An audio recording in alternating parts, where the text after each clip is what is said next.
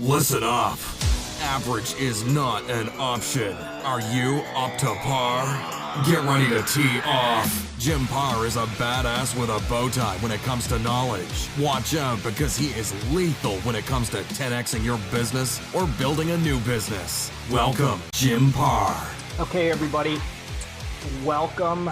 We're going to talk a little bit about a touchy subject that a lot of people that don't want to talk about. And of course, I work with a lot of entrepreneurs, and it's really to give you some insight and help you out on building a business, doing research. You know, everybody wants to be an entrepreneur. They want to be a life coach. They want to be a consultant. But many people don't want to do the work that comes with it, or they have a lack of vision or whatever. We're going to go in today. We're going to talk about some of the things to know about this and really pinpoint on those different things and help you out and just give you some insights, give you some of the golden rules to become more successful, and lots of reasons and causes behind an entrepreneur and why they fail. A lot of people talk about success, but they don't want to talk about failure. But my history of building business plans many years ago for many, many companies is that the failure factors, understanding the failure factors in a business is so important. Otherwise, if you don't know what those factors are and they creep up on you, you're not going to know what to do when you get to those factors. So you're not going to know the warning signs that, hey, we need to change something. You know, what we always talk about is agile marketing, being able to turn on a dime, like making decisions, making strategies that are going to really change immediately to better the company, better your clients' experience, whatever it is. So what we're going to dive into is failure factors of entrepreneurs and of businesses in general. So the first thing that we're going to talk about today, and I apologize for my voice, I've been fighting a sinus infection. So I'm on my second round of antibiotics and some steroids. So if I seem a little edgy, that's why. But lack of vision is probably one of the key things that you have to be aware of, because you know, your assumption of having so much passion behind something is not just the reason to make a business. You know, I talk about that it having a passion, having a drive, but sometimes you hold on to that so tight. I was watching Shark Tank the other day, and there was a guy on there, and he had these Argentina pockets, like hot pockets. They were a great idea, but he hung on to the business. He was offered $1 million to give up one piece of his business, but wholesale, be able to be the wholesale for all these franchises across the country. And that was really his drive, that he wanted to be a wholesaler of this product. The problem with that is he did not want to give up any part of that business. He was holding on to it so tight. He had no other partners. He only wanted to give up 8%. And when he was offered, you know, they even offered him $2 million, but he was not willing to release that. So sometimes you have a passion that can be deadly in your business and cause it to fail, because if this guy would have gone forward, you know, look at Barbara that invested in Cousin Subs or Cousin Lobster, I think it was, and the food trucks, and now they're successful. But understand that when you hold on to something so tight and you're not willing to relinquish some of that, you're going to fail. So as you're building a business, you have to bring in partners, bring in, you know, we talk about in Think and Grow Rich, the power of the mastermind.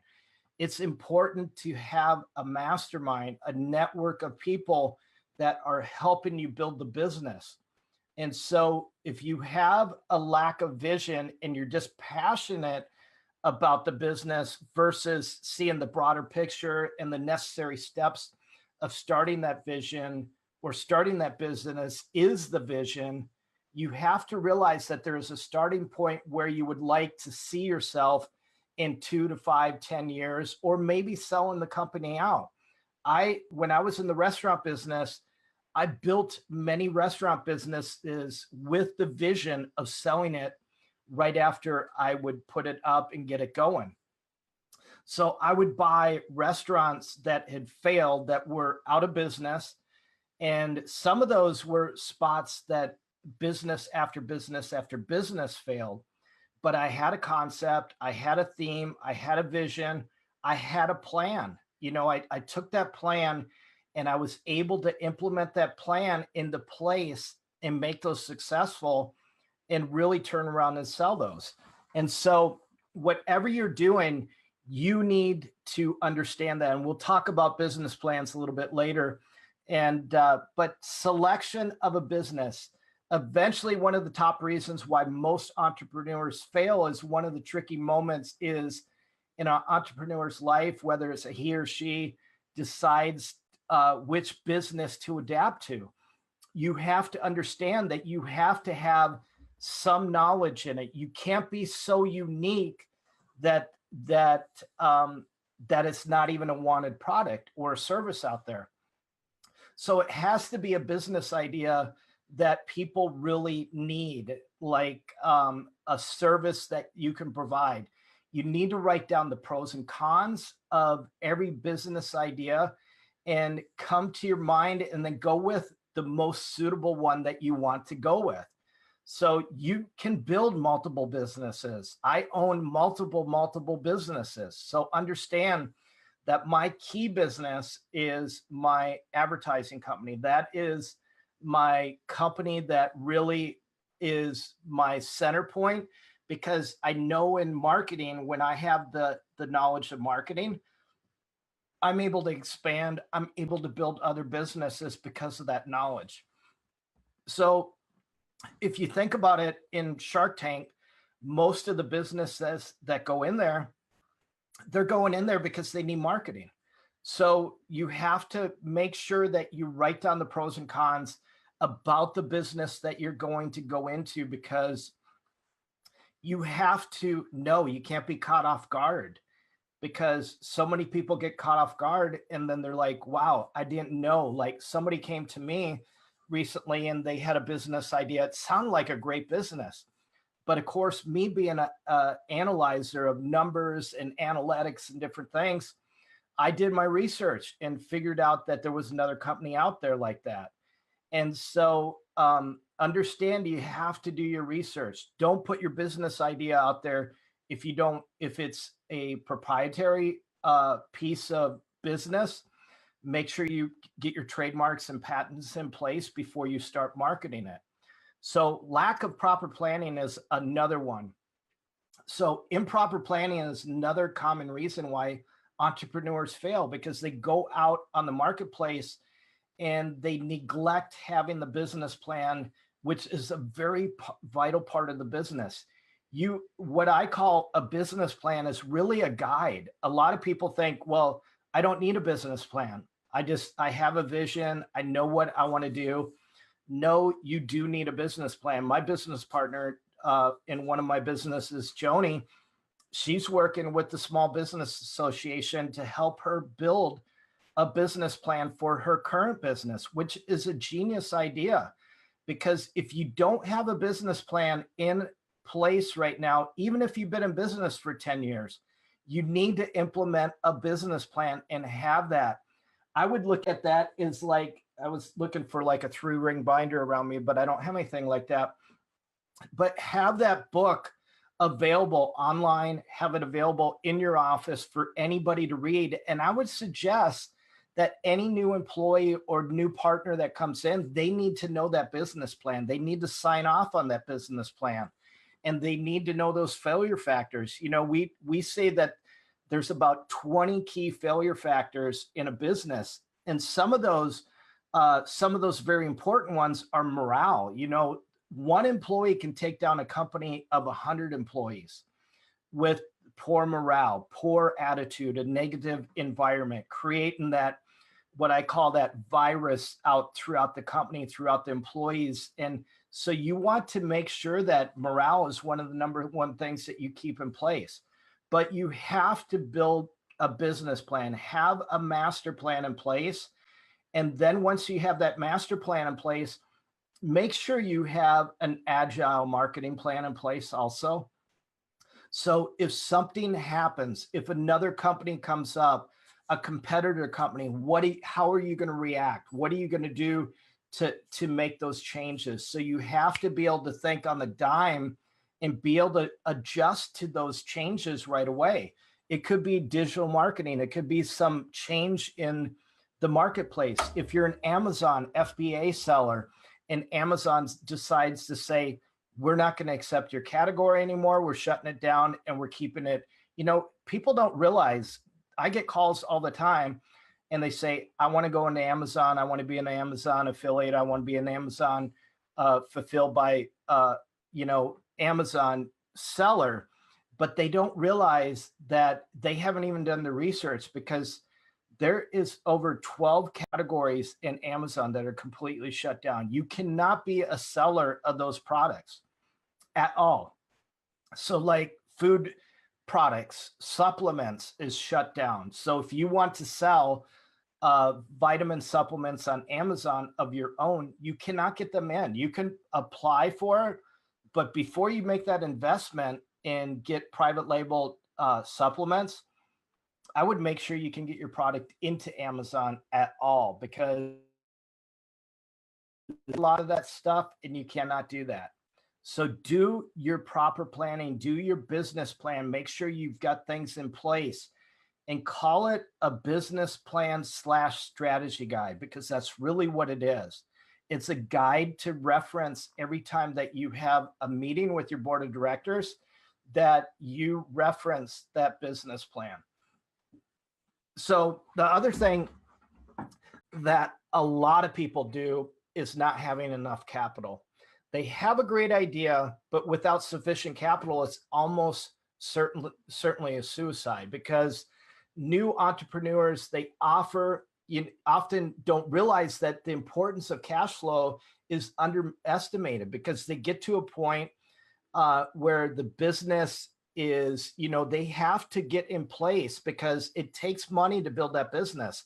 And so when they're building that business, they don't understand the amount of cash flow that they need to get going. So they don't have enough cash flow. They get to a point, they might be running great for 3 months. Understand, a new business, a brick and mortar business, any business typically takes about 6 months to 12 months to really get revenue coming in, because of the expenses that you're paying.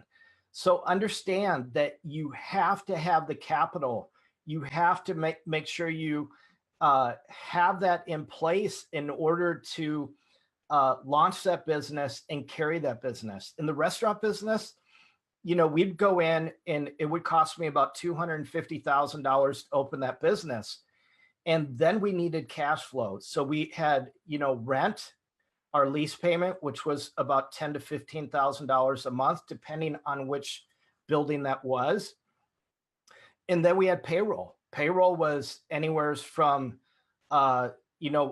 with all my restaurants, but the first restaurant, was about $10,000 every week. So $40,000 a month for payroll.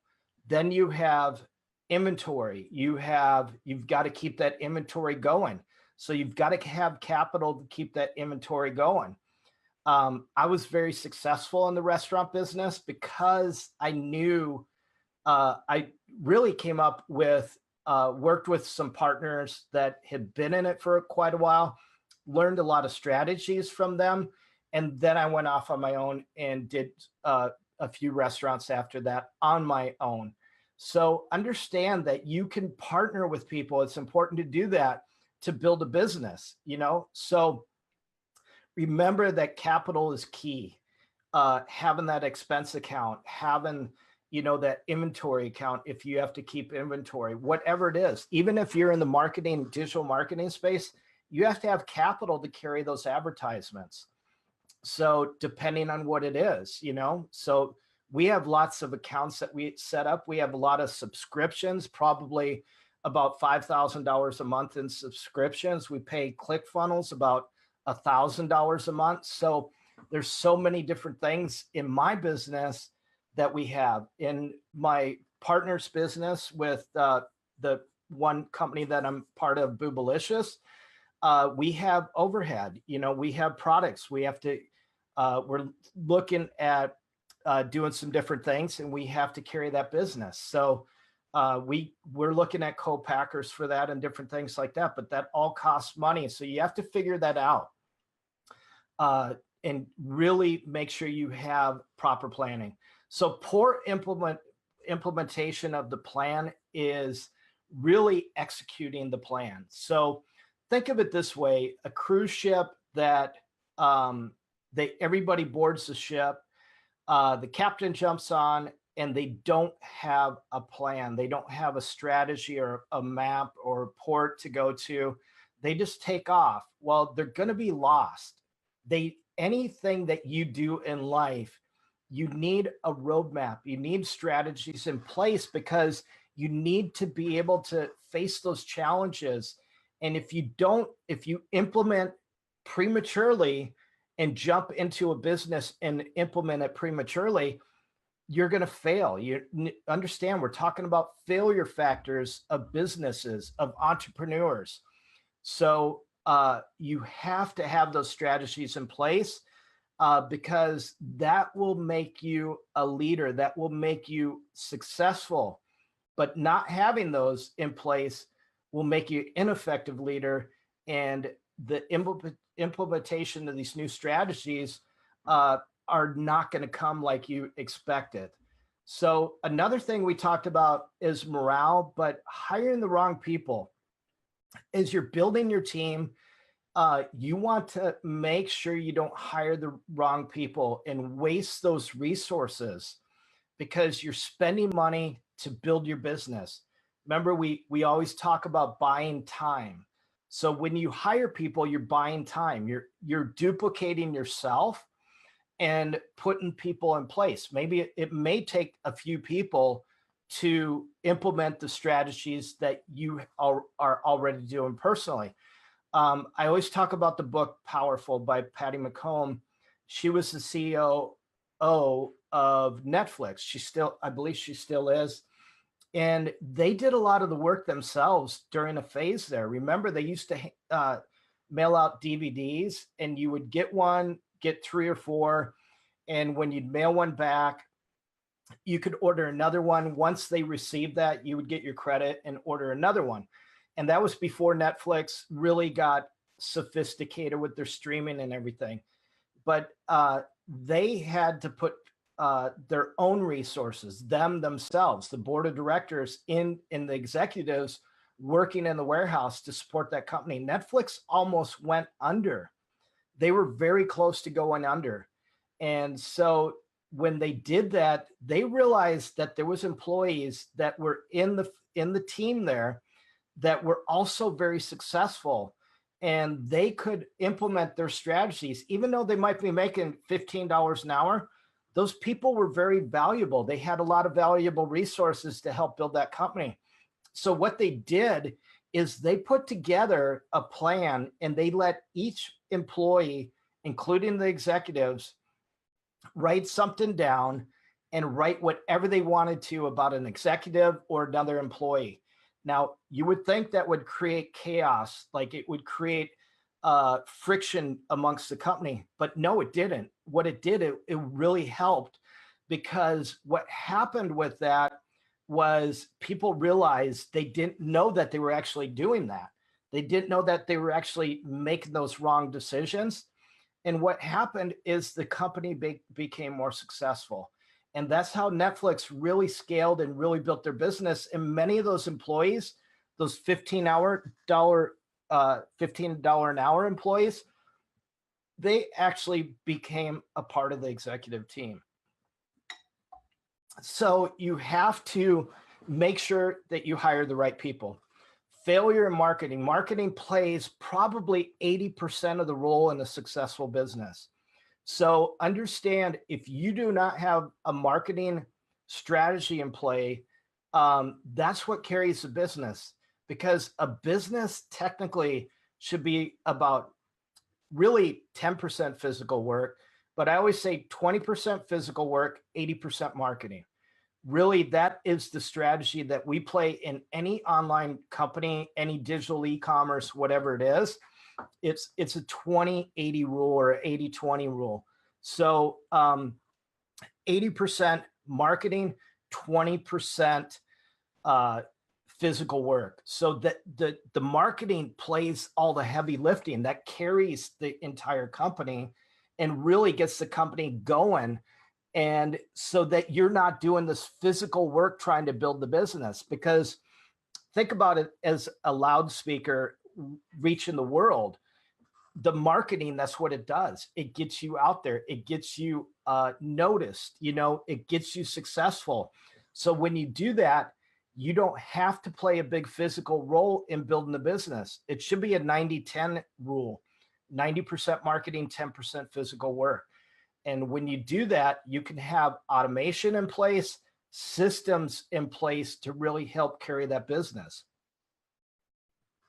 So the other thing is expanding very early. We talk about this, and I touched on this very briefly earlier, because if you launch and you're not ready to get the business up and running, you don't have your workforce in place or how you're going to build that workforce. I can give an example like Goodbalicious right now. We are ready to explode. We are ready to expand this company. And Joni's listening in right now, my business partner. And we are so excited, but we're being very meticulous about this. We're being really, I would say, agile, because we know where it's going to go. We know the big vendors that are reaching out and looking at us right now. We know that the company is going to be a multi-million-dollar company this year, but we are being very meticulous. We are not trying to let it grow too quickly. We want to get everything in place. We want to get our branding rock solid, our marketing rock solid, which we just talked about, 80% of the heavy lifting. So we want to make sure our marketing is in place to carry that heavy load, so that her and I have a very small load, because eventually we can have a co-packer, we can have a distributor, we can have our own marketing in place that's doing some automation. We can have all our shipping, our orders come in automatically, they ship out automatically. And all we do is do the marketing, just get the marketing out there. But we are making sure we have these in play. We're making sure we have all our lines in place, and then we're going to grow from there. We'll have our product lines in place, and then we grow. So we're not doing it too quickly. We want to grow quickly. We had some goals that we didn't make, but that's a good thing, because we weren't ready for those goals. So really, it's God's timing, and it's your timing to make sure that you have this in place. But underestimating your competition is another one. And then we'll leave one more tip here, but underestimating your competition. Don't think of competition as a bad thing. That is a good thing, because that sets the price. Imagine this: if Verizon was the only cell phone carrier in the country, the rates would be astronomical, and you would not have options to shop for different products. But really, if you think about it, it keeps the price of cell phones, and I'm not going to tell you what the price of my cell phone bill is a month, but if somebody can help me out, that would be great. But it seems like I pay more than anybody else. But the fact of the matter is, competition helps. It increases your odds of success. It keeps a keen eye on the competitor's strengths and weaknesses. And you can look at what they're doing. And if they failed in that, you can either replicate what they did and succeed in it, or you can do something different and make sure that you don't do the same failure. So there's no magic pill to turn failure into success. But if you do these key things and make sure that you're focused in on what you really need to do to prevent from failing as a business owner, you will be successful. So the cause of, the very common failure of every entrepreneur is that they give up when they get down and they just shut down the project. They shut down the business. When things get hard, I do a lot of coaching for businesses and I teach students how to build their own digital marketing. I teach students how to build their own coaching program. And understand, I've got different students, over the years. Some are just, they cannot get out of their mindset. They are stuck in their mindset and they cannot figure out how to advance from there because they have this mindset of failure instead of success as the end results. And not to bring up Boobalicious, but I'm going to bring it up again. Joni has a mindset. She has the end in mind, and that is the key. The end in mind. She knows that this company is going to be successful. She knows that the company is going to blow up. My wife right now is building a business, and she's going to launch, it looks like May 1st. We could launch today, and we could launch right now and be successful. But we have a strategy in place. She has the end in mind. She knows that this business is going to be successful. Many people have told her that this business is going to be successful. So there's different things that you can do, but don't give up. When things get tough, that's when you implement that business plan and that guide and really dig in and get things going. When Netflix had all those issues and was almost to the point of bankrupt, they didn't give up. They put their executive team in that warehouse, started packaging those products. Eventually, now, I believe it was one company just offered them like $3 billion for their business. But understand, they turned that down. But understand, they were at a point where they weren't even worth $100,000. So a lot of people, let's put it this way. If you don't put the effort into your business, nobody's going to do it for you. If you're trying to help an addict or an alcoholic and they're not willing to help themselves, well, guess what? They're not going to get sober. They're not going to get clean. If you are an entrepreneur and you expect somebody to do the work for you and you're not willing to do the work or go through the failures, go through the storms to strengthen you, to build you up, understand I've been through a lot of different things, but I didn't give up. So you have to be able to face the truth to become a successful entrepreneur, to get over the hurdles, to get over the roadblocks, and you can't give up early. You have to learn from your mistakes because those are the stepping stones to make you great and make you better. So if you're not willing to go through that, work for somebody, work a 9-to-5 job, because being an entrepreneur is not easy. We're talking about failures. Understand that the suicide rate in entrepreneurs is incredible. It's so high because so many people get into building their own business and they fail and they commit suicide because they feel like a failure. But don't do that. Get through those hurdles. Those are what's going to strengthen you. I have gone through federal court for 2 years over some patents, and I felt like giving up. I felt like a failure through those, especially when I had to give up licensing rights for 5 years. So understand that I never gave up. One of my businesses, and I'm just going to tell you this because I'm a transparent person. One of my restaurants, I had to shut it down.